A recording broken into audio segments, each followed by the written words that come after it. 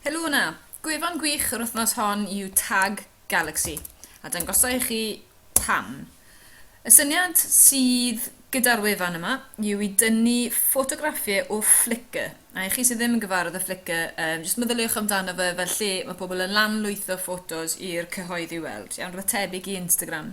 Lle dwi'n droi Amazon mewn, a dyma fel is-gategoriau, lle dwi'n gallu dod o hyd i ffotos am just yr Amazon, neu Amazon a Jungle, Amazon a Afon, Amazon ar goedwig law. Lle dwi moyn edrych ar Amazon ar goedwig law.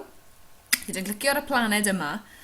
Beth ydy hefyd yn creu yw is-blanedau eto. Felly mae dy fi yr Amazon a'r fforest law yn ogystal â is-gategoriau eraill.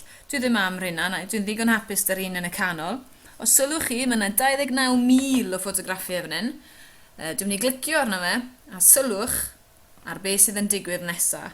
Os yw eich cysylltiad i'r we yn araf, efallai gewch chi ffwdan tebyg i hynna. Os driwch chi eto, mae e fel arfer yn gweithio.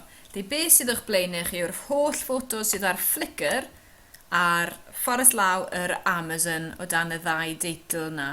Lle dwi'n gallu troi rhwng, dwi'n gallu pipio arno nhw. Dwi hefyd yn gallu clicio ymlaen i weld y 200 nesaf. Croeso chi ddefnyddio Tag Galaxy mewn unrhyw ffordd dymunwch chi. Defnyddiwch eich dychymyg. Gallwn ni ddefnyddio fe ar ddechrau'r wers neu ar ddiwedd y wers, ble bynnag dwi am. Does dim rhaid i'ch tag enghraifft i fod yn lleoliad, gallai fe fod yn destun. Os edrychwn ni ar arfordir, gan i weld pa bethau sydd yn troi lan. Dyma ni amrywiaeth, felly gallwn ni edrych ar ffotograffiau sy'n ymwneud â jyst y dŵr, neu tywod, neu bleth bynnag. Ewn ni fan hyn, lle i dir ffurfiau rhyw fath o bosib. Os clicwn ni ar hwn, os sylwch chi eto, faint o ffotograffiau sy'n yma, mae'n anodd credu. Clicio ar hwnna i weld beth sy'n digwydd.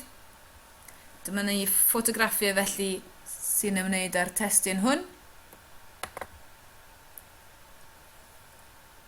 Eto rhywbeth gweledol iawn, a nhw'n siŵr bydd disgyblion yn eich dosbarth chi yn hoff iawn o weld rhywbeth tebyg i hyn ar ddechrau'r wers. Un blaen rybydd, mae'n gallu bod yn anodd yn yr ysgol, lle triwch e o flaen llaw.